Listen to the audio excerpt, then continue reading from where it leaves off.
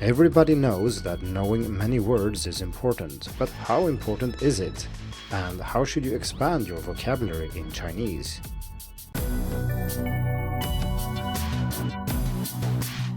Hello and welcome to the Hacking Chinese podcast. In this week's episode, we are going to talk about words and the importance of knowing many of them as a learner of Chinese. Vocabulary acquisition is, in my opinion, one of the most important and one of the most interesting aspects of learning a language. In order to make sense of what other people say and write, we need to know an awful lot of words.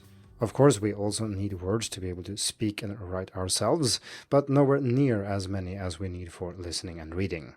I think it's safe to say that vocabulary is one of the most important things to learn when learning a foreign language, because if you know the right word, you can often communicate even if your grammar is lacking or if you have other issues. Here is a quote from David Wilkins, 1972, that I think illustrates this point quite well. "Without grammar, very little can be conveyed. Without vocabulary, nothing can be conveyed." While grammar is also important, once you've learned basic word order and you know the right words, you can piece together sentences that native speakers will understand. But if you don't know the words, the task of communicating can become almost impossible. Naturally, you can talk around gaps in your vocabulary, but simply knowing the right word in the first place is by far the easiest solution. Knowing many words also opens up a lot of listening and reading opportunities, and even if you don't understand the nuances of each word and how they are used in context, you can usually at least get the gist if you know the key vocabulary. Thus, I think that vocabulary is not merely king, but the god emperor of the language learning universe. And so I've spent thousands of hours learning and reviewing words and characters in Chinese. I've mostly stressed passive vocabulary here, so the ability to recognize words when I read them or when I hear them, over being able to produce them myself. I prefer to know 1,000 words passively than knowing 100 words actively. In this way, I accumulated almost 30,000 characters and words in Anki, and this was a deck that I maintained for a fairly long period of time. My goal in this episode is not to talk about the details about how to learn vocabulary in Chinese. This is something I have covered in other articles and episodes, and I'll put links in the show notes. Instead, my goal is to talk about my general approach to vocabulary and why is it that I've put so much emphasis on vocabulary and specifically passive vocabulary. First, let's talk about why I think vocabulary is the god emperor of the language learning universe. Number 1, it increases your listening and reading comprehension. Having a broad vocabulary is a prerequisite for understanding spoken and written Mandarin, and so the more words you know, the better chance you will stand of understanding what you listen to and read. Naturally, there is much more to both listening and reading comprehension than knowing words. We have to know these words in context, there is grammar, and so on and so forth. But the point here is that knowing the basic words is still the starting point of all these other things.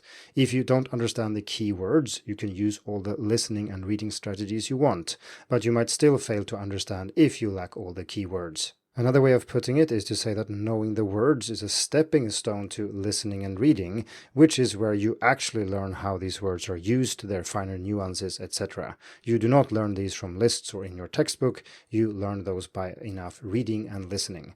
But to make this reading and listening possible, you need to know many words.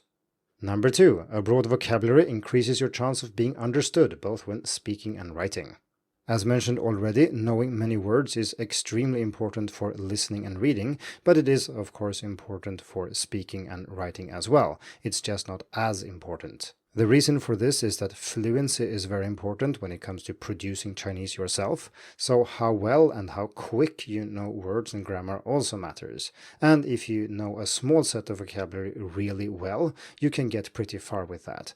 But when you listen and read to other people, they choose the words they want to say and write, and so it follows that you need a broader vocabulary for listening and reading. Number 3, a broad vocabulary accelerates your learning in general. This is related to the comprehension I talked about earlier, because the more you understand, the more you will learn. And since vocabulary is key to understanding in many contexts, knowing many words will accelerate your learning. I think vocabulary as a stepping stone to more listening and reading is the most important function and the main reason I stress vocabulary acquisition so much. I'm generally in favor of language learning methods that are heavy on input, so both listening and reading. Because input is really the only way you can build the language system in your head or build a mental representation of the Chinese language. You can practice speaking and writing all you want, but in order to be able to use the language accurately and effectively, you do need input. The information needs to come from somewhere, and your brain needs data to work off, and that comes through listening and reading. In that sense, it should be obvious that input needs to precede output, and therefore we should spend a lot of time reading and listening. This doesn't necessarily mean that you should spend months or years silently listening and reading and only then trying to speak and write yourself, but it means that trying to artificially speak and write in an area or using vocabulary that you hardly know passively is not very effective. Ideally, you listen and read so much that you hear and see a word used in context many times, and then when you want to use this word, sometimes it just pops up, but if you want to study it explicitly, at least you have some data to base your usage on. Expanding vocabulary is, as I mentioned, important on all levels, but it's extremely important as a beginner. And the reason is that you can't just dive into a Chinese story, spoken or written, like you can in some languages that are more closely related to English than Chinese is, or whatever your native language happens to be. In order to read a simple story in Chinese, you need a basic set of vocabulary, otherwise you simply won't understand anything and you'll spend all your time with your nose in a dictionary. Ideally, you should listen and read to Chinese that you can make sense of, that is tailored to your level, which has become a lot easier in recent years, and I've collected the best listening and reading materials for all levels in 2 articles that I'll put links to in the show notes. The ultimate method would be to have Chinese that is tailored not just to your level, but to you personally, but unfortunately this is something which isn't really open or practical for most adults. We can't really hire a Chinese native speaker to follow us around and talk to us in level-adjusted Chinese all day, and so this approach is largely restricted to native children. When you've graduated from the beginner level and become an intermediate student, you will soon realize that there are a lot of words in Chinese, and it seems like no matter how many words you learn, each sentence you look at, and especially then if you look at authentic content not specifically aimed at language learners, contains an awful lot of words you've never seen, and it just never ends. Well, I can tell you that it does end, but it probably ends much later than you think. And I don't mean to say that there will come a time where you can open a book in Chinese and read it without encountering any new words. That is probably an unrealistic goal for most students. What I mean is that it's perfectly possible to reach a level where you can read normal text in Chinese without being bombarded with new words in every sentence, and when you do encounter new words, you will be able to guess what they mean most of the time. One reason learners get frustrated by vocabulary is that we have wildly unrealistic expectations of how many words we need to communicate and to read and listen in Chinese. For example, the current HSK 6 only covers around 5,000 words. This sounds like a lot, but remember that my Anki deck contained almost 30,000 words, and you can argue that I was more advanced than HSK 6 at that time, but you can also argue that 5,000 words is nowhere near enough to reach an advanced level in any language.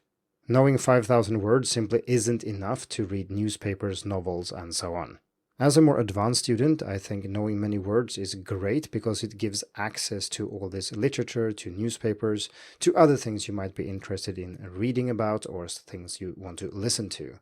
What often happens, especially in formal education, is that students follow a path through beginner courses, intermediate courses, and on to advanced courses. But these courses usually build exactly on the vocabulary that students learned in the previous course, and this means you build a very tall and advanced proficiency, but it is very narrow. Your base is not as broad as it should be. This is because textbooks build on each other, and the only reason you're able to read the advanced text in Book 5 in your series is because it builds exactly on the vocabulary that was prepared for you in Books 3 and 4. In real life, people don't do that, so if you pick up a book written for native speakers, they don't know what you have covered in your textbook, and you will realize that there are so many words you don't know. This type of learning can give rise to an illusion of advanced learning, so it says advanced in your schedule and you might label yourself as advanced, but in fact you are unable to deal with advanced texts. And this is something we talked about in episode 150. I don't bring this up to discourage you, but because I want to talk about how vocabulary is usually treated in many courses. Typically, a textbook series contains relatively few words, so if you learned all the words in a textbook, you would still have huge gaps in your vocabulary, and you would have gaps on lower levels as well, not just the advanced ones. One reason is that courses, textbooks, and teachers tend to focus on active vocabulary. So you introduce a new word, you want the students to learn how it's used, how it's different from other words they know, and maybe do some drilling or sentence construction or other ways to prove or show that the student has learned how to use this word actively. As mentioned earlier, this type of practice is not very efficient if you haven't already seen and heard this word many times before you encounter it in your textbook. And if you follow a textbook series and don't read and listen much outside of it, you probably haven't. This brings us to the importance of passive vocabulary in particular. You might think that active vocabulary is just strictly better than passive vocabulary. I mean, isn't it good to also know how words are used and not just be able to recognize them? Yes, of course it is, but there is always an opportunity cost. The point is, as I just mentioned, it's very inefficient to learn words you haven't heard or read before to the point where you can use them yourself through drills and other types of exercises. This also takes a lot of time in more ways than one. First, it simply takes longer to learn, because obviously it's more complicated to learn how to use a word in context than it is to simply learn its basic definition or meaning. Second, it also takes more time because reviewing what you've learned also takes longer. So compare, for example, writing a character by hand to see if you recall how to write it using, say, spaced repetition software and flashcards, to checking if you can recall the basic meaning of this character when you see it. Reviewing how to write a character by hand might take 10, 20, or even 30 seconds, whereas just checking if you can recognize it might take 1 second or maybe 2. So the question isn't really if you prefer to learn one word actively or one word passively, but if you want to learn one word actively or 10 words passively. So the reason my Anki deck grew so quickly was because I focused on passive vocabulary, and most of that vocabulary was not in my active vocabulary then. In hindsight, I should have focused more on listening and audio flashcards, and this is also much easier these days because text-to-speech engines have become very good and can produce very natural-sounding Mandarin that you can definitely use on flashcards. I didn't have access to that, so I focused mostly on reading. So I think the best way to think about vocabulary is as a stepping stone to more input, not as a goal in itself. It might sound cool to say that you've learned so and so many words and so many characters, but this is not the goal in itself. This is only good or useful in the sense that it gives you access to more spoken and written Chinese that you can then read and listen to without running into words you've never seen in every single sentence. This also means that my strategy of focusing on vocabulary, and passive vocabulary in particular, is madness if it's not also paired with an awful lot of listening and reading.